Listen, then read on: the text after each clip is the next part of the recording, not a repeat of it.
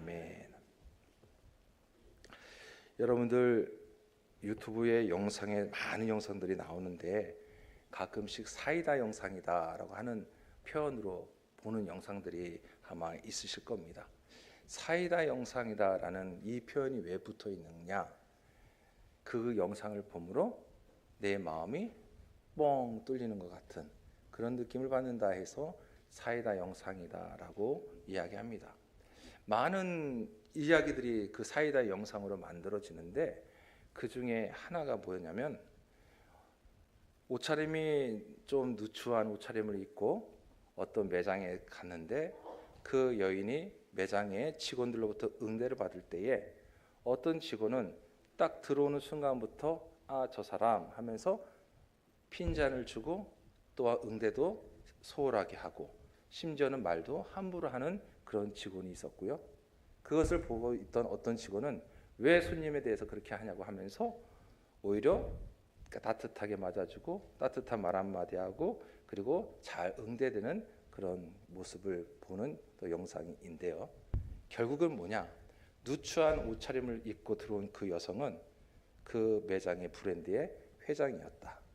그리고 회장이 결국 자기가 경험한 그 첫 자기를 무시했던 그 직원은 어떻게 됩니까? 직장에서 쫓겨나고, 또 다른 그 여직원은 따뜻하게 맞았던 직원은 오히려 그 매장의 또 지점장이 된다. 뭐 이런 이야기들이 여러 가지로 사이다 영상으로 올라오는 경우를 보게 됩니다.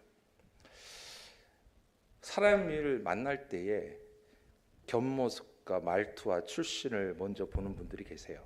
그래서 그 짧은 시간 안에 벌써 사람을 판단한다라는 것을 또 이야기를 합니다. 사실 오늘 본문의 중심 인물이 나다나엘이에요. 이 나다나엘이 사실 앞에서 말씀드렸던 것처럼 그런 사람이었다라고 할 수가 있습니다. 오늘 본문은 예수님이 제자들을 만나고 부르시는 사역에서 일어나는 장면입니다. 안드레를 만나고 베드로를 만나고 빌립을 만나고 그리고 오늘 주인공인 나다나엘을 만나는 장면입니다. 자, 빌립이 나다나엘에게 찾아가서 이야기합니다.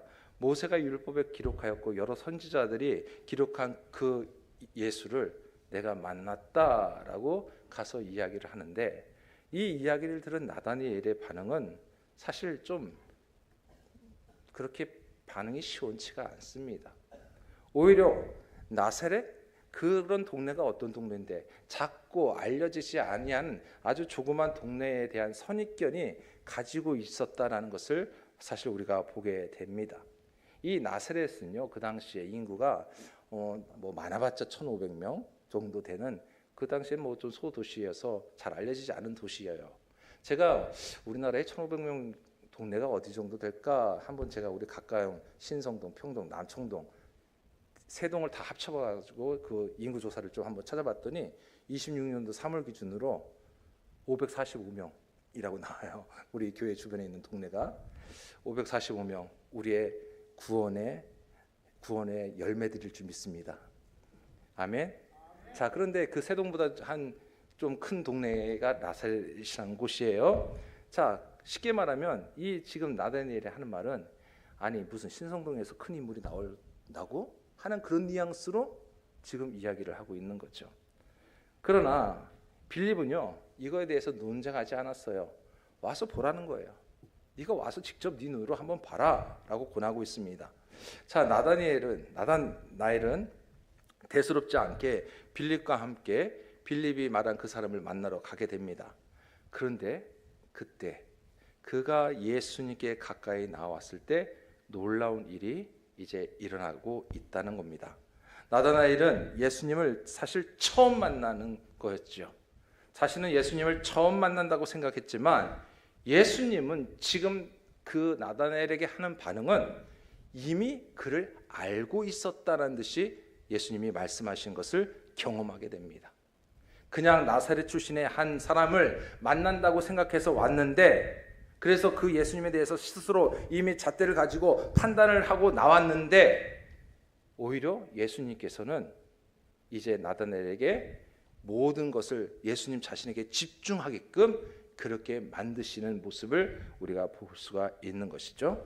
자, 이 모습을 통해서 나다나엘이 예수님을 알아가는 과정이 나오고 있어요. 자, 처음에는 어땠습니까? 편견을 가졌다는 거예요. 아니, 나사렛에서 무슨 큰 인물이 난다고? 편견을 가지고 있었어요. 그리고 그 편견을 가지고 주님을 만났지요. 자신을 먼저 알고 있는, 처음 만났지만 이미 나에 대해서 알고 있는 그 주님이 말씀하시는 것을 듣고 어떻게 해요? 놀랐다라는 겁니다. 놀랐어요. 그리고 마침내는 그의 입술에서 나오는 고백이 뭐였느냐? 당신은 하나님의 아들이시요 당신은 이스라엘의 임금이로소이다라고 고백을 하고 있다라는 겁니다. 그러나 예수님은 거기에서 멈추지 않으셨고 하시는 말씀이 이보다 더 큰 일을 보리라 라고 말씀을 하셨다는 거예요. 찾아온 나다나엘을 향하여 아는 체 하시는 예수님에 대해서 놀란 그가 이제 예수 그리스도 자신에게로 집중하게 만드셔서 그 시선이 오직 예수님에게만 집중하게끔 만드시는 그 과정. 사실 어떻게 그렇게 가능했을까? 어떻게 그 나다나엘의 시선이 예수님에게 다시 집중하게끔 만들어졌을까? 처음에 왔던 그 의심의 눈초리가 이제는 의심이 아닌 믿음의 눈으로 바뀌게 되었을까? 우리 예수님은 나다나엘의 무엇을 보고 계셨을까라는 이 질문을 던지면서 함께 말씀을 또 이어나가겠습니다. 첫 번째, 우리 예수님이 보셨던 것은요, 나다나엘의 겉모습이 아니라 이미 그 중심을 보고 계셨다라는 겁니다. 47절 말씀입니다. 47절 말씀, 예수께서 나다나엘이 자기에게 오는 것을 보시고 그를 가리켜 이르시되 보라, 이는 참으로 이스라엘 사람이라 그 속에 간사한 것이 없도다. 아멘. 이 말씀은요, 나다나엘이 죄가 전혀 없는 완전한 사람이다라고 하는 그런 뜻이 아닙니다. 여기서 간사하다라고 표현이 되어 있죠. 이 간사하다는 표현이 헬라어 원어로 뭐냐면 돌로스예요. 돌로스. 둘로스가 종이라는 의미가 있습니다. 둘로스가. 근데 돌로스예요. 여기서 간사하다는 게 그 뜻이 미끼로 속이는 것, 꾀를 부리는 것, 마음속에 다른 의도를 숨기고 있는 것들을 다 간사한 이 돌로스라고 표현이 된다는 거예요. 그러므로 간사한 것이 없다라는 말씀은 완전 무결하다는 뜻이 아니라 하나님 앞에서 자신을 꾸미거나 속과 곁이 달리하지 않는 그런 사람이다라는 뜻이 바로 이 의미입니다. 분명 빌립과 함께 어찌 보면 마지못해서 예수님께 찾아온 그는요, 이미 그 안에 편견이라는 게 있었고요. 그리고 사실 예수님에 대해서 이해도 부족했지요. 그러나 이중적인 사람은 아니었다라는 것을 우리가 알게 됩니다. 이 나다나엘은 나사렛에서 무슨 선한 것이 날 수 있느냐라고 말했는데 분명히 바람직한 말은 아닙니다. 그러나 그는요, 그렇게 말을 했음에도 불구하고 뒤에서 숨고 앞에서는 좋은 척하고 뒤에서는 의문을 가지면서 이중적인 그런 모습이 아니라 빌립이 와서 보라라고 했을 때 실제로 예수님께 가서 예수님을 만났다라는 것. 여러분 한번 생각해 보십시오. 그렇게 편견을 가진 사람이 빌립이 아무리 와서 보라라고 했을 때에 무슨 헛걸음 해 하면서 믿지 못하고 자기 생각이 옳다고 생각하고 자기가 생각하는 게 그것이 굳어져 있으면 굳이 그의 발걸음이 예수님께로 향할 수가 있었을까 하는 질문이 생기는 거죠. 여러분들도 어떻습니까? 내가 생각했을 때에 이건 아니다 그러면 우리가 이미 가기도 전에 이미 판단해서 아니다라고 안 가는 그런 일들이 있지 않습니까? 그러나 나다나엘은 자기 생각만 고집하며 자리에 머물지 않았다는 거예요. 선입견은 혹 있었지만 그렇지만 진리를 만나면 돌이킬 수 있는 그 마음의 상태가 바로 나다나엘의 마음의 상태였다는 겁니다. 이것이 어찌 보면 하나님 앞에서의 정직함의 모습인 거죠. 그래서 참으로 이스라엘 사람이다라고 이제 말씀하시는데 여기서 참으로 이스라엘 사람이라는 이 표현은요, 구약적인 배경도 담겨져 있어요. 자, 이스라엘이라는 이 이름은 본래 야곱에게 주어진 이름이죠. 야곱이 자신의 꿈을 이루기 위해서 형 에서와 아버지를 속이면서까지 나아갔던 사람입니다. 그런데 그가 약복강가에서 하나님을 만나고 그를 만나신 이후에 그 이름을 이제 야곱이라 하지 않냐고 이스라엘이라 하면서 바꾸어 주셨습니다. 그 이스라엘이라는 이름을 받기 전에 그 자리는요, 속이고 빼앗기고 또 살아갔던 그 삶의 자리였지만, 거기서 하나님을 만남으로 인해서 이스라엘이라는 이름을 바뀜으로 인해서 그의 삶의 자세가 이제 완전히 바뀌게 됐고 변화된 것을 우리가 잘 알고 있죠. 예수님께서 나다나엘을 향하여서 참으로 이스라엘 사람이라 그 속에 간사한 것이 없다라고 하신 이 말씀은 사실 야곱의 옛 모습과 자연스럽게 대조가 되는 그런 모습이라고 할 수가 있습니다. 형통으로만 이스라엘 사람이 아니라 이 사람은 하나님 앞에 진실하게 서 있는 사람이다라는 그 뜻이 바로 참 이스라엘이다라고 표현을 하셨던 것이죠. 성도 여러분, 우리 모두가 주님께 그런 평을 받기를 간절히 소망합니다.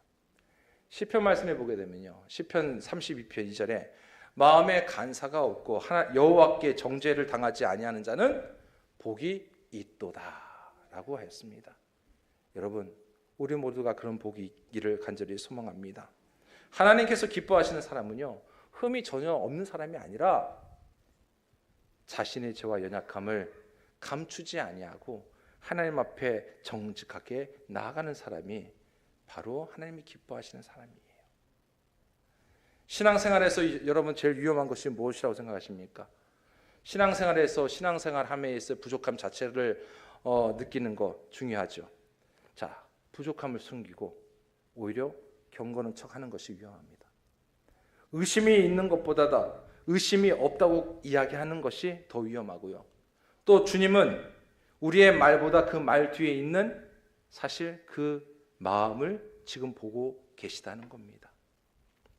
우리가 하나님 앞에 나와서 여러 가지 사역을 감당하며 나아가고 봉사하고 헌신을 하죠. 근데 이 봉사하는 것 자체가 아니라 그 봉사의 동기를 하나님께서는 보고 계신다는 거예요.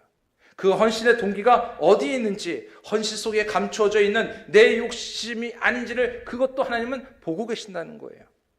기도하지만 기도하는 사람의 그 중심이 어떤 마음의 상태인지를 하나님은 보고 계시다는 거죠. 그러니 성도 여러분, 우리 주님 앞에 꾸밀 필요가 없습니다. 이미 다 보고 계시는데요, 상처가 있으면 상처 가지고 있는 그대로 주님 앞에 나아오십시오. 의심이 있으면 의심 부정하지 말고 가지고 주님 앞에 나아가십시오.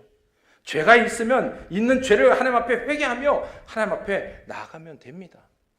주님께서 찾으시는 사람은요, 이 시대에 가장 말씀대로 살아가고 가장 완벽한 그런 사람이 아니라 끊임없이 나를 붙들고 살아가는 사람을 우리 주님은 찾고 계시고 기다리고 계신 줄 믿습니다. 나다나엘은요, 모든 것을 아는 사람은 아니었지만 주님 앞에 거짓 없이 섰고, 그리고 그 중심을 우리 주님은 이미 보셨다라는 사실. 저와 여러분도 주님 앞에 그런 거짓 없이 우리의 부족함을 고백하고 가지고 솔직하게 주님 앞에 나아갈 수 있기를 간절히 소망합니다. 왜요? 그렇게 가지고 나가는 우리 마음의 중심을 우리 주님이 이미 보고 알고 계십니다. 두 번째, 예수님은요, 우리가 주님을 알기 전부터 우리를 보고 계신 분이었다는 거죠. 나다나엘 찾아오기 전에 이미 예수님이 나다나엘을 보고 계셨습니다. 빌립과 함께 예수님을 만나러 왔던 나다나엘, 예수님의 말씀을 듣고 깜짝 놀랍니다. 아니, 저를 어떻게 하십니까? 라는 거예요. 저를 어떻게 하십니까? 예수님께서 말씀하십니다. 빌립이 너를 부르기 전에 내가 무화과 나무 아래에 있을 때에 보았노라. 자, 이 무화과 나무, 팔레스타인 지역에서의 무화과는요, 우리나라는 어떻습니까? 잎이 나고 그 다음에 열매가 맺히고 열매가 익으면 따먹게 되죠. 이스라엘에서 무화과는요, 들어보니까 잎이 날 때 열매가 같이 달린대요. 그래서 잎과 열매가 같이 자라는 거예요. 그래서 잎이 무성하면 그 밑에 열매도 무성한 거예요. 그래서 사람들이 거기에 함께 모여서 뜨거운 햇빛을 피하게 되고 심도 얻게 되고 또 담소를 나누면서 무화과를 따먹기도 하고, 그런 자리가 그 당시에 무화과 나무 아래의 자리였어요. 오늘날로 한번 생각해 볼까요? 마을마다 큰 나무들이 있어요. 아름드리한 그 나무의 잎이 무성해지면 여름철 같은 경우에는 그 나무 아래에서 마을 사람들이 모여가지고 담소를 나누고 맛있는 것도 함께 나누고 먹으면서 이런 얘기 저런 얘기를 하게 되는 그런 모습, 한번 그렇게 생각해 보시면 좋을 것 같아요. 그래서 구약 성경에서 포도나무나 이 무화과 나무 아래에 앉아 있는 모습은 평안을 그리고 안식을 상징하는 모습이기도 합니다.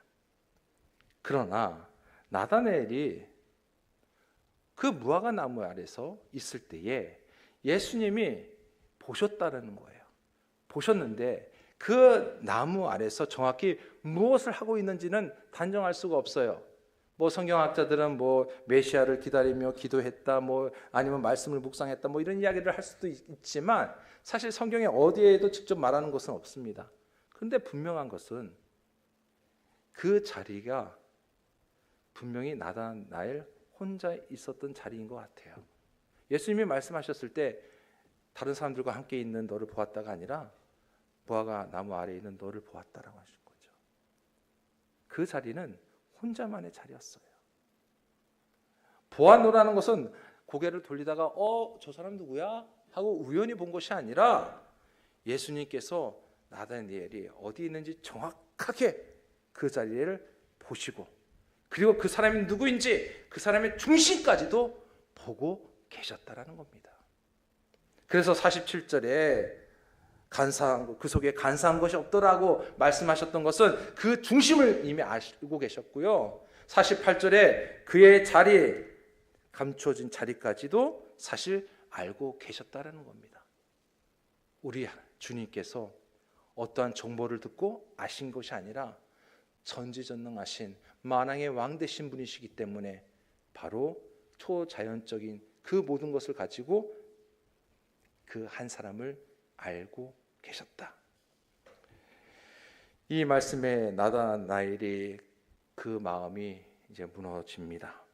조금 전까지 찾아올 때는요, 나사렛 예수에 대해서 그렇게 높게 평가하지 않았던 인물입니다. 그러나 이제는 그 주님 앞에 섰을 때에 자신이 예수님 앞에 완전히 드러나고 있음을 그는 순간 깨닫게 되는 것이죠. 그렇게 영적으로 깨닫게 되어지니 그 입에서 나올 수 있는 말이 무엇이냐? 다른 게 없었어요. 라삐요, 당신은 하나님의 아들이시요 당신은 이스라엘의 임금이로소이다. 라삐요라는 것은 선생님이에요. 왜? 아직까지 예수님에 대해서 정확하게 몰랐으니 할 수 있는 최고의 이야기는 라삐요, 선생님이요라는 표현이었던 것이죠. 그리고 이제는 자신을 바라보신 분이 누구신지를 깨닫기 시작합니다. 성도 여러분, 이것이 신앙의 시작이죠. 신앙은요, 내가 하나님을 찾아가서 찾아낸 이야기가 아니라 하나님께서 나를 먼저 찾아오신 것에서부터 시작이 된다는 걸 잊지 마시기 바랍니다. 여러분 신앙생활 어떻게 시작하셨습니까? 누군가의 손에 의해서, 혹 모태신앙이신 분들은 부모님에 의해서, 아니면 오랫동안 사회생활 하다가 누구의 전도에 의해서 교회에 발걸음을 하셨고, 그리고 이제 믿음 생활을, 처음에는 교회 생활이겠죠. 교회 생활을 하다가 믿음이 들어와서 믿음 생활, 신앙 생활을 이어가신 분들이 계셔요. 자, 그런데요, 제일 먼저 중요한 거 신앙은요, 하나님이 나를 이미 보고 나를 찾으셨다라는 사실에서 시작이 됨을 잊지 마시기 바랍니다. 이것이 신앙의 시작이에요. 내가 주님을 바라보기 전에 우리 주님께서는 먼저 나를 바라보고 계셨고요. 우리가 주님의 이름을 부르기 전에 이미 주님께서는 나의 이름을 알고 계셨고요. 사람들 앞에서 보이는 자리뿐만 아니라 아무도 보지 아니하는 이 무화과 나무 아래의 자리까지도 우리 주님은 그 자리에, 삶의 자리로 알고 계시다는 사실입니다. 우리에게도 여러 가지 무화과 나무의 자리가 있어요. 아무에게도 말하지 못하는 눈물의 자리가 그 자리고요. 또한 가족들에게도 설명하지 못한 외로움의 자리도 그 자리일 수도 있고요. 그리고 오랫동안 기도했지만 응답하지 아니했던 그것 때문에 혹시 낙심했던 낙심의 자리가 그 자리일 수도 있어요. 겉으로는 평안해 보였지만 마음속으로 늘 언제나 불안했던 그 자리일 수도 있고요. 그래서 그 자리에 앉아있는 나를 다른 사람들은 모르지만 이미 주님은 그 자리에 앉아있는 여러분들을 알고 계시다는 사실입니다. 내가 너를 보았노라. 내가 너를 보았노라. 이 말씀은요, 한편으로는 참 두려운 말씀이에요. 왜 그렇습니까? 우리가 가지고 있는 그 은밀한 죄까지도 주님 앞에 숨길 수 없기 때문이에요. 내가 너를 보았노라. 우리의 어려운 삶의 그 자리만 아니라 내가 하나님 앞에 죄 짓고 있는 그 자리까지도 이미 보고 있다는 이 사실에 우리는 또 두려움도 생기게 되는 거죠. 그러나 우리 하나님은 우리를 위로하시는 하나님이십니다. 또 우리를 용서하시는 하나님이십니다. 믿으십니까? 우리의 눈물과 우리의 충성과 우리의 기다림도 주님께서는 잊지 않으시고, 또 우리가 사람에게 인정받지 못하지만 사실 우리가 행하는 그 모든 섬김과 헌신의 자리, 말로 다 표현하지 못하는 기도의 제목까지도 이미 주님은 알고 계시다는 거죠. 여러분, 주님의 아심이요, 내가 생각하고 있는 그 비교할 수 없는 아심이라는 사실을 잊지 마시기 바랍니다. 그런데 더 중요한 것, 예수님께서요, 빌립이 너를 부르기 전에 보셨다 하는 점이에요.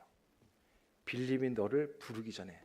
자, 빌립이 나다나엘에게 가서 선지자들이 기록했던 그 나사렛이라는 예수를 내가 만났어 했을 때에, 그래서 빌립이 나다나엘을 찾아가기 전에, 부르기 전에 이미 주님은 알고 보고 계셨다는 겁니다.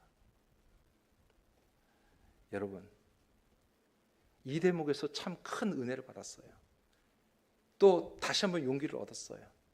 무엇입니까? 우리가 말씀을 전하러 가요. 전도하는 데 있어서 많은 사람들을 만나게 돼요.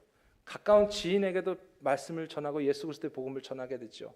혹 지나가는 사람한테 그냥 우리가 노방 전도로 통해서 말씀을, 복음을 전할 수도 있어요. 수없이 많은 전도와 선교의 그런 현장들 우리가 찾아가지만, 또 만나고 있지만, 오늘 말씀을 통해서 깨닫는 것이 무엇입니까? 하나님이 이미 그들을 만나고 알고 계시다는 사실입니다. 얼마나 놀랍습니까?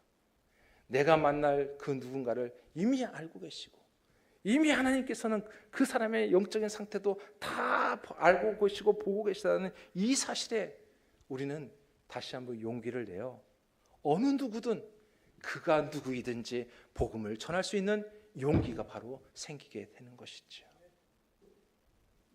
사랑하는 성도님들을 통해서 이 복음의 전함에 놀라운 역사가 다시 한번 물밑도 일어날 수 있기를 간절히 소망합니다. 우리가 누군가에게 복음을 전할 때에 처음 찾아가는 것 같지만 주님께서는 이미 그 사람의 삶 속에, 마음 속에서 일하고 계시기 때문에 그것이 우리에게 믿음으로 아멘이라고 된다면 우리를 통해서 일하실 하나님을 우리는 기대합니다. 그리고 우리는 바라보고 나아갈 수가 있습니다. 그러니 성도 여러분, 다시 한번 용기를 내시기를 주의 이름으로 축원합니다.